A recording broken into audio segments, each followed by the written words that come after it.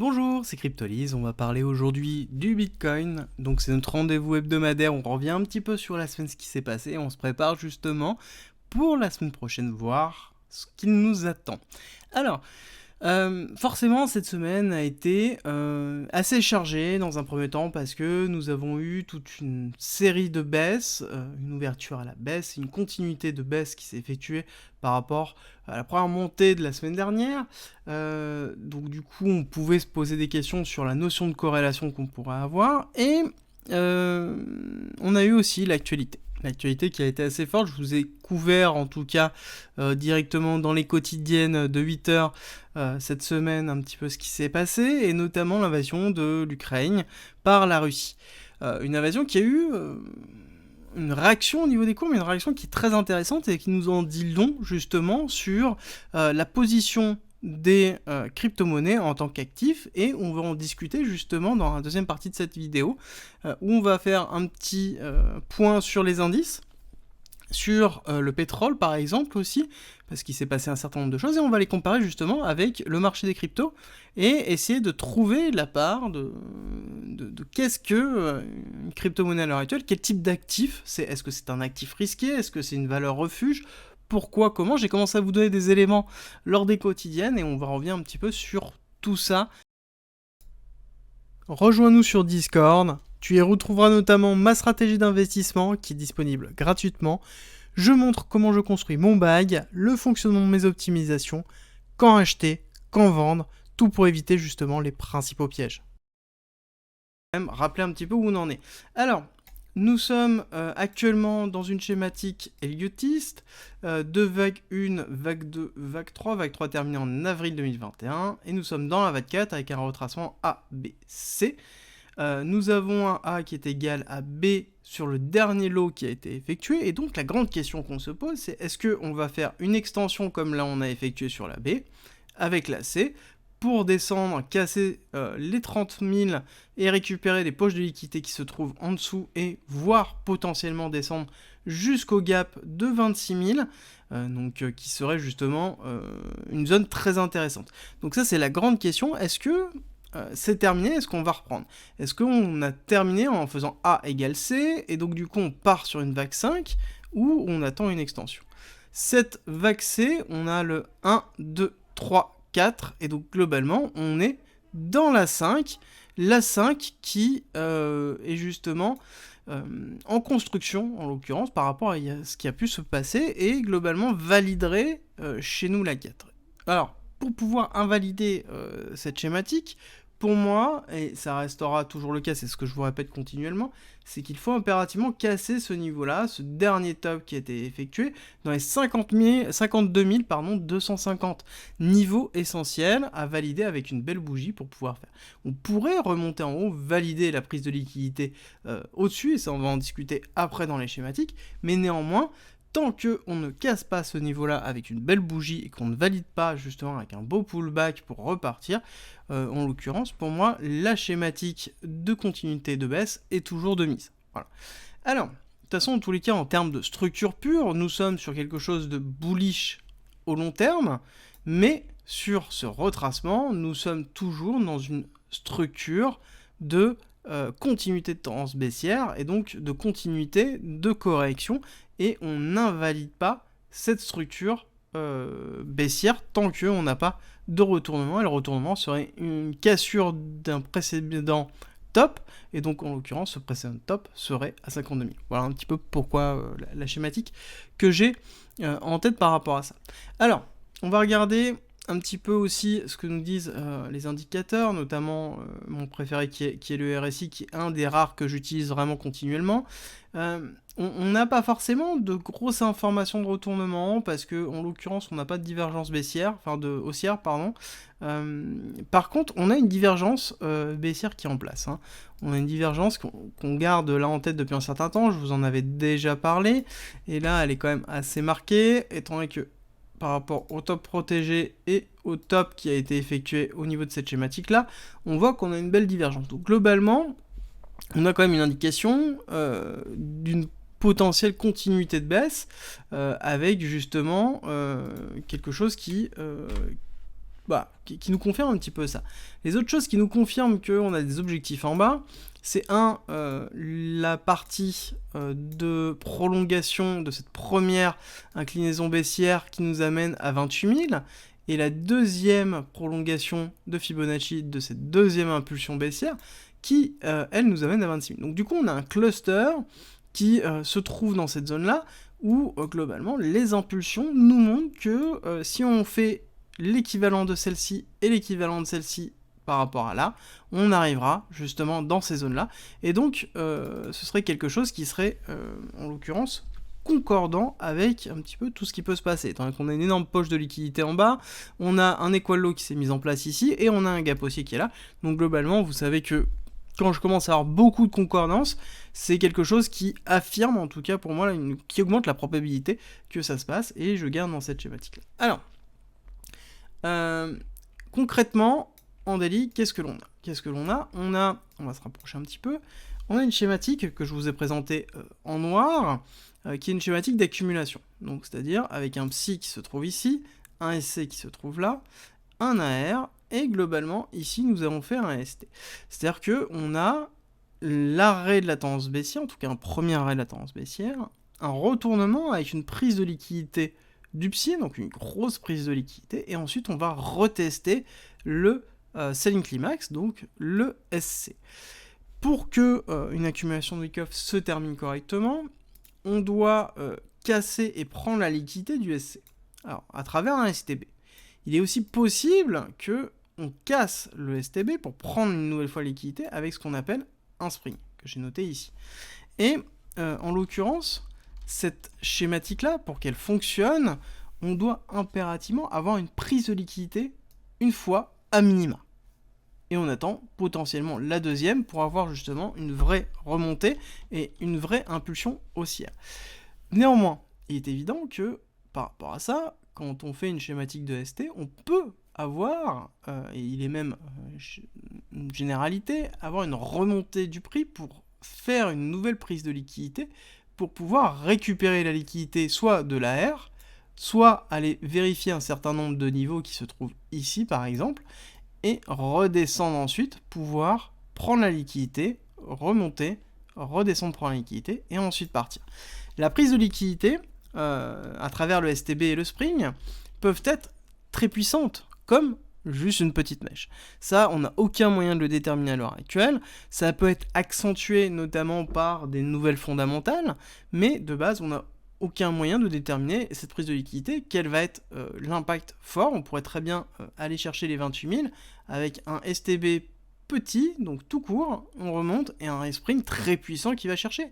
Comme on pourrait avoir un STB très fort qui va prendre cette liquidité et repartir. Ou tout simplement un STB, hop, spring, on prend, on ne va pas toucher ce niveau-là, on va juste checker le niveau des 30 000, et donc renforcer cet équalo encore une fois, et repartir à la hausse, et renforcer cette poche de liquidité qu'on sera certainement, à un moment donné, en juin, à aller chercher. Voilà. Alors, voici un petit peu la vision journalière que l'on a par rapport à ce qui se passe. On va aller regarder la partie, en l'occurrence, plus heure, par rapport à ce qui s'est passé, essayer de comprendre un petit peu ce qui s'est passé, ce qui va se passer, et voir en fait les différents indicateurs qu'on pourra avoir. Donc ça, c'est la partie heure, et si on reprend la schématique qu'on avait tout à l'heure, on a cette accumulation qui se trouve ici, avec le psi, le SC, l'AR, le ST, d'accord? Donc on remet cette schématique-là en tête pour la garder. Okay. Je vous avais présenté la schématique verte, ici, qui est une distribution avec un LPSI qui peut se trouver là. Et donc potentiellement une continuité de chute pour pouvoir descendre et faire directement le STB. Donc ça, c'est une des schématiques que l'on a. Néanmoins, on a quelque chose qui apparaît et qui commence à se voir depuis un certain temps. C'est que notamment on a... Alors attendez, je vais dézoomer un tout petit peu pour que ce soit plus simple pour pouvoir les voir. Hop. On a notamment des divergences qui sont en train de se mettre en place au niveau du RSI en 1 heure. Alors, on est d'accord, les divergences en 1 heure sont beaucoup moins fortes que des divergences classiques. On est sur quelque chose qui, de base, à moins d'impact, mais néanmoins, ça peut être des mouvements courts et des signes annonciateurs d'un mouvement de prix, et en tout cas d'un déplacement de schématique qui sont en train de se faire. La première que je vous avais commencé à vous montrer, c'est que ici, je vous avais montré cette partie-là. Là, en l'occurrence, c'est en train de se renforcer. On a ici une divergence haussière qui est en train de se mettre en place.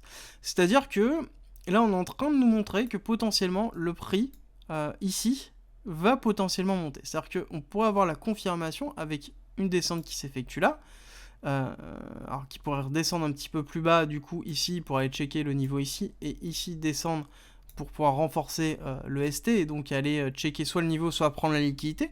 Et donc là, on aurait quand même un signe assez fort de divergence. Donc ça, c'est la première chose que l'on voit par rapport à ces divergences-là. C'est-à-dire qu'on a quand même un signe que potentiellement, on va peut-être remonter plus rapidement que prévu, en tout cas dans une schématique qui est en train de se mettre en place.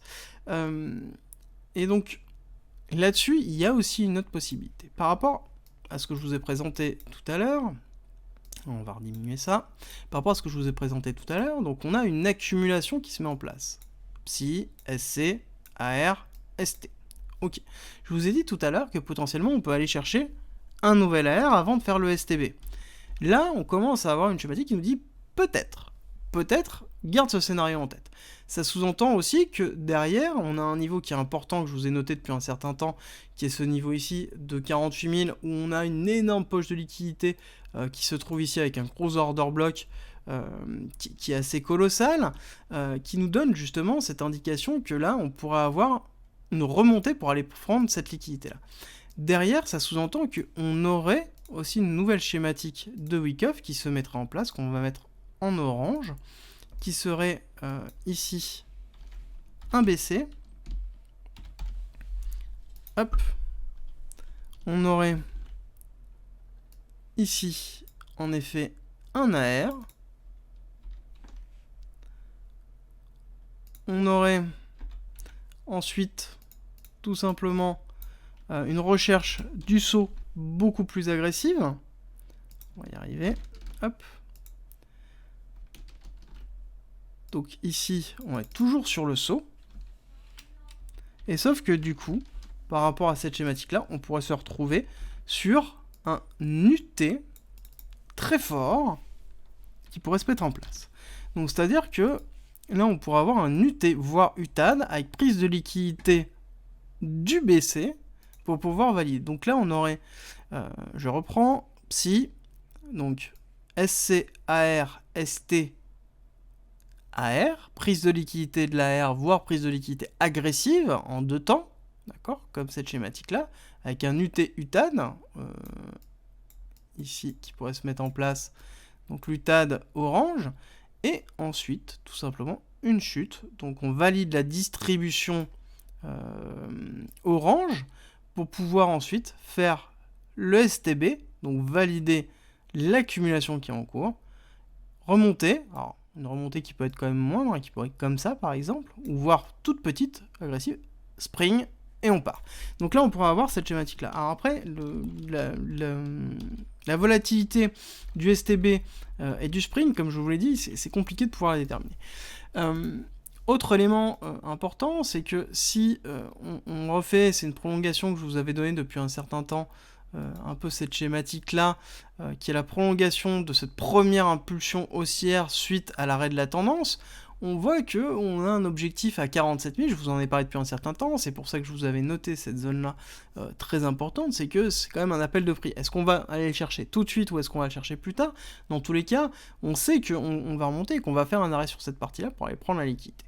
Là, on a un marché, et ça je vous le répète depuis un certain temps, qui a des soucis de liquidité, qui n'a pas de liquidité depuis la grande chute et qui a de gros soucis de pouvoir justement trouver de la liquidité pour pouvoir se déplacer, et on voit qu'on a eu, comme je vous l'ai présenté suite aux différents mouvements qui ont été effectués, alors, on va repasser en une heure, désolé, les différents mouvements qui ont été effectués suite notamment à l'annonce ukrainienne où globalement on a eu une accélération du prix ici, donc énormément de personnes qui sont mises en place. Derrière, effet Made in America, je vous avais prévenu par rapport à ça, hop, on a eu une remontée, donc on a liquidé tous ceux qui étaient ici en longue pour partir avec cette chute, et là on a liquidé tous ceux qui étaient en short. Donc c'est simple, on a liquidé 2 fois 400 millions, je vous l'ai montré systématiquement dans les quotidiennes, qu'en l'occurrence on est dans une chasse de liquidité. Une chasse de liquidité d'ailleurs qui continue.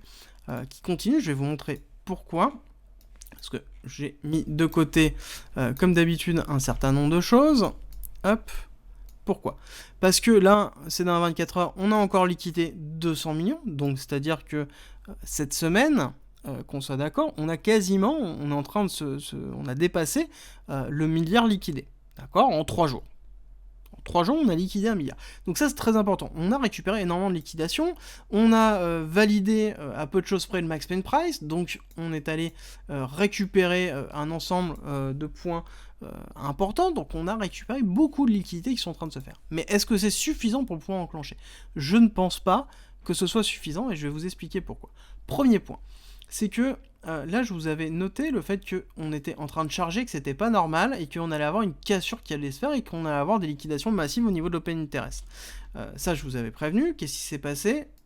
Mouvement Made in America qui s'est effectué, donc prise de position américaine, bourse américaine qui réagit favorablement, notamment aux mesures qui ont été données par Biden.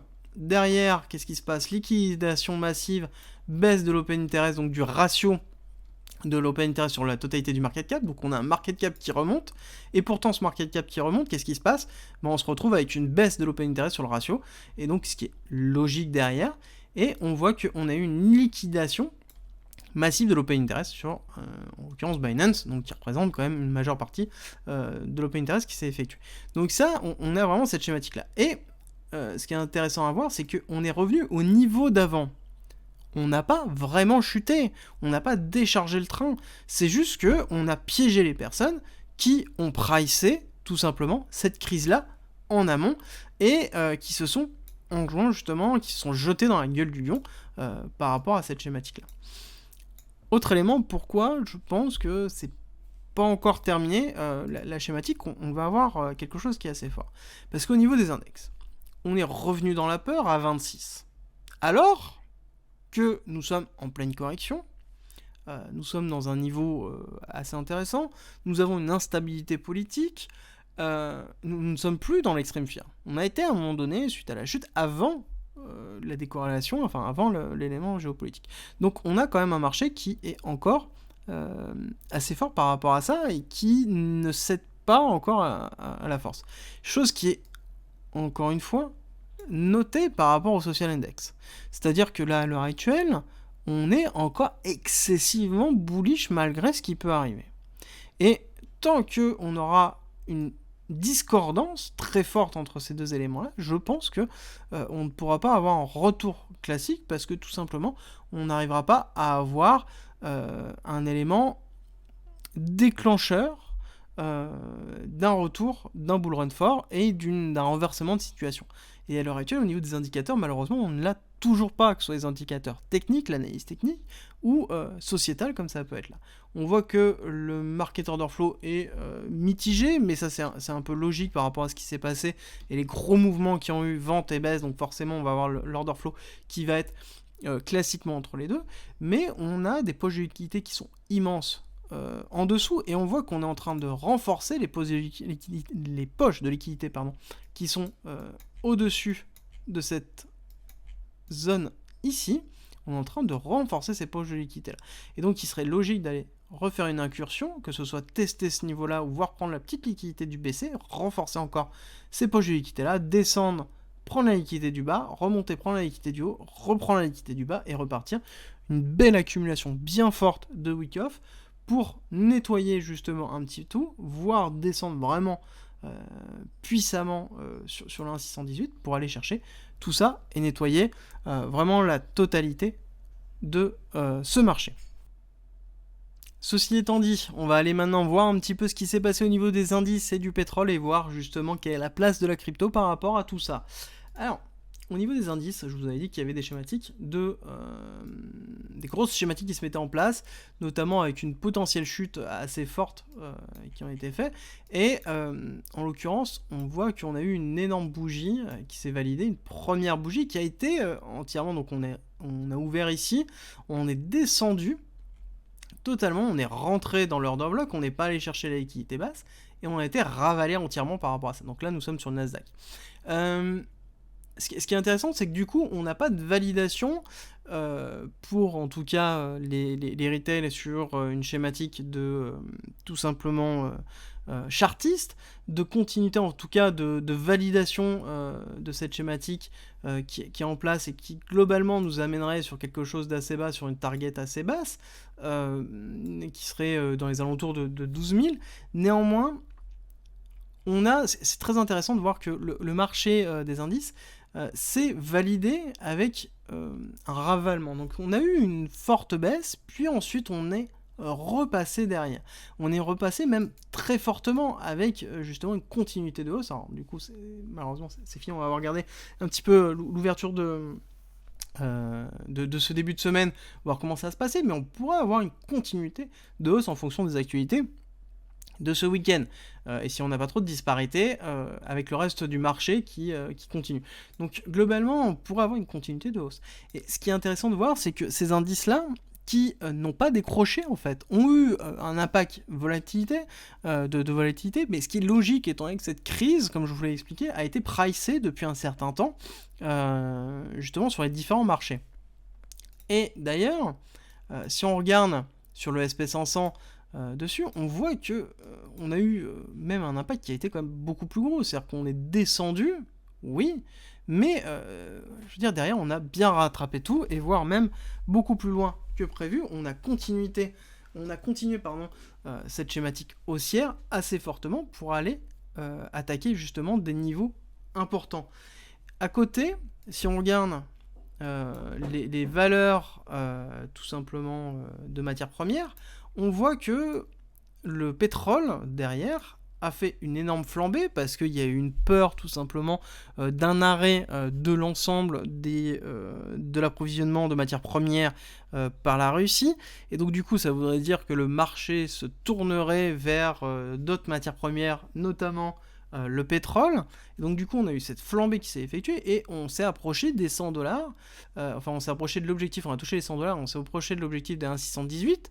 Donc du coup, on est allé là où on devait aller et on s'est fait ravaler entièrement parce que tout simplement, on a une stabilisation par rapport aux annonces tout simplement américaines. Par rapport à ça. Et donc du coup, on avait pricé les annonces américaines de façon plus agressive qu'elles n'ont été réellement. Donc du coup, derrière, c'est intéressant. On a eu les indices qui ont décroché, mais derrière sont repartis à la hausse, voire plus fort. À côté, nous avons les matières premières et les valeurs refuges aussi, comme l'or, qui ont eu un choc haussier et sont revenus à leur niveau habituel. Donc du coup, on a eu une inversion des deux. Et qu'est-ce qui s'est vraiment passé derrière, à ce moment-là, par rapport aux cryptos ? Quelle est la place des cryptos ? J'ai commencé à vous répondre un petit peu par rapport à cette schématique-là, par rapport à l'idée générale qu'on s'en fait des crypto-monnaies, qui est une valeur refuge, où je vous ai expliqué dans les dernières quotidiennes que c'est une notion de valeur refuge. Oui, mais par rapport à l'inflation, pas par rapport au reste. C'est un asset digital qui demande un certain nombre de ressources pour être créé, qui pourrait la rentrer dans ces matières premières. Néanmoins, c'est des ressources technologiques qui demandent en effet quelque chose qui est important, qui est une stabilité électrique, une stabilité d'internet, donc une stabilité technologique et d'échange qui s'effectue.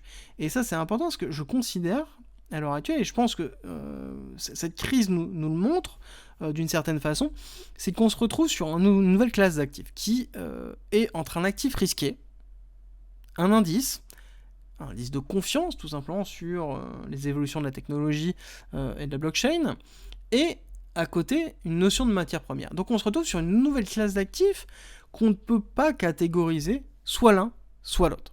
Et donc du coup, c'est très intéressant de voir ça parce qu'on est en train de créer quelque chose qui est entre la matière première et tout simplement tout le reste des actifs, entre un actif risqué et qui deviendra peut-être à terme, pourquoi pas un indice. Mais je trouve ça excessivement intéressant de voir comment la crypto-monnaie qui ne s'est comportée ni comme les indices, oui, il y a une corrélation, et une corrélation inversée par rapport aussi aux matières premières, mais du coup, elle ne s'est corrélée ni à l'une, ni à l'autre totalement. Le marché qui s'est effectué et les déplacements qui sont effectués n'ont été ni l'un ni l'autre. Donc ça veut dire qu'on est un peu dans quelque chose qui est nouveau et ça casse un petit peu les mythes qu'on peut retrouver à droite ou à gauche, qu'on peut dire que c'est excessivement corrélé aux indices ou que c'est une valeur refuge donc c'est corrélé à l'or, c'est comme l'or. Non, c'est ni l'un ni l'autre et c'est quelque chose qui a son propre, qui va avoir en tout cas son propre comportement et je pense que cette crise-là nous le fait remarquer, nous le fait voir et nous fait prendre aussi la mesure du fait que on est dans une période d'évolution des crypto-monnaies et donc de la blockchain où on est en train de créer quelque chose vraiment de nouveau et en tout cas moi ça me fait plaisir de voir que on n'est ni l'un ni l'autre et que on est sur quelque chose de nouveau qu'on est en train de découvrir et j'aime ce qui est nouveau, j'aime cette découverte là et le plaisir de pouvoir apprendre à connaître cet actif là et on voit justement que il y a plein de surprises qui sont en cours, que la semaine prochaine il va falloir faire attention notamment aux écarts qui vont être effectués, étant donné que sur le CME, on voit qu'on a clôturé à 39 115. Là, le BTC est en train de travailler une zone de retracement, donc à 38 983. Faut pas oublier que le week-end, il y a très peu d'institutionnels qui sont dessus. Il y a très peu de smart money. D'ailleurs, notion de smart money, il existe plusieurs types de smart money. D'ailleurs, notion qu'on va aborder au stream de dimanche 18h. Donc demain 18h, n'hésitez pas à nous rejoindre sur YouTube. En tout cas, c'est avec plaisir qu'on discutera ensemble de tout ce qui s'est passé et de la notion de crypto-monnaie et voir faire des analyses en live. C'est avec plaisir. Et je vous souhaite un très bon week-end. Je vous dis à très vite. Merci d'être resté avec moi jusqu'au bout. Abonne-toi, partage si t'as aimé et rejoins-nous sur Discord. C'est avec plaisir qu'on t'accueillera. Et à très vite.